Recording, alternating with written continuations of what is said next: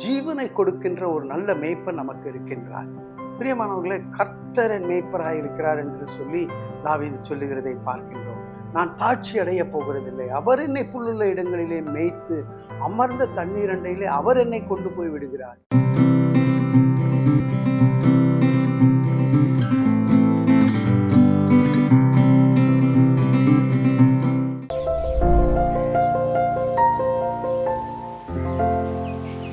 பிரியமானவர்களே, யோவான் 10வது அதிகாரம் 11வது வசனத்திலே, நானே நல்ல மேய்ப்பன், நல்ல மேய்ப்பன் ஆடுகளுக்காக தன் ஜீவனை கொடுக்கிறான். பாருங்க, ஜீவனை கொடுக்கின்ற ஒரு நல்ல மேய்ப்பன் நமக்கு இருக்கின்றார். பிரியமானவர்களே, கர்த்தர் என் மேய்ப்பராய் இருக்கிறார் என்று சொல்லி தாவீது சொல்லுகிறதை பார்க்கின்றோம். நான் தாட்சி அடைய போகிறதில்லை, அவர் என்னை புல்லுள்ள இடங்களிலே மேய்த்து அமர்ந்த தண்ணீர் அண்டையிலே அவர் என்னை கொண்டு போய் விடுகிறார். நான் மரண இருளிலே பள்ளத்தாக்கிலே நடந்தா கூட நான் பயப்பட போறதில்லை. ஏன்னா அவர் என்னோடு கூட இருக்கிறார். நல்ல மேய்ப்பன் நமக்காக இருக்கின்றார். பிரியமானவர்களே, நீங்க லூக்கா 15வது அதிகாரத்துல பார்க்கும் பொழுது 100 ஆடுகளை கொண்டு வைத்திருக்கின்ற ஒரு மேய்ப்பர் அந்த ஒரு காணாமல் போன ஆடுக்காக ஓடி போய் தேடி கண்டுபிடிச்சு அதை தோளின் மேலே வைத்து வருகின்ற ஒரு மேய்ப்பரை பார்க்கின்றோம். 99 ஆடு தான் இருக்கே நமக்குன்னு விட்டு விடலை அந்த ஒரு ஆடை.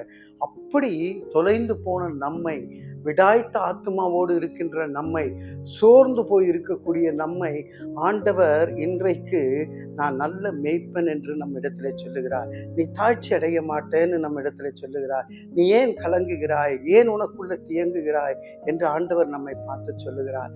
ஒரு மிஷனரி என்ன செய்கிறார் என்றால், இங்கிலாந்து தேசத்திலே தன்னுடைய 2 ஊழியக்காரர் நண்பர்களோடு கூட ஒரு காட்டு பகுதிக்குள்ளாக செல்லுகிறார். செல்லும் பொழுது அவங்க 2 ஊழியக்காரர்களும் என்ன செய்யறாங்க, நாங்க இங்கிருந்து இந்த பக்கமா போயிட்டு இதே இடத்துக்கு வந்துடுறோம்னு சொல்லி அவங்க 2 பேரும் இறங்கி போய்விடுகிறார்கள். இவர் இந்த இடத்திற்கு வரும்பொழுது அந்த இடத்திலே ஒருவர் விடாய்த்த ஆத்மாவோடு தற்கொலை செய்து கொள்ளலாம் என்று வருகின்றார். அந்த ஊழியக்காரர் இவருக்கு தெரிந்த ஊழியக்காரராய் இருக்கிறார். போய் பார்த்து பேசின பிறகு, இல்லை, எனக்கு திடீர்னு ஒரு வியாதி வந்து விட்டது, நான் செத்து போலான்னு நினைக்கிறேன் அப்படின்னு சொல்லும் பொழுது, பிரியமானவர்களே, அவர்கள் இருவருமாய் சேர்ந்து ஜெபித்து அங்கே விடாய்த்த ஆத்மாவுக்கு ஆண்டவர் ஒரு பெரிய ஒரு பலனையும் விடுதலையும் கொடுத்து அங்கே காப்பாற்றுகிறார் என்று பார்க்கின்றோம். பிரியமானவர்களே,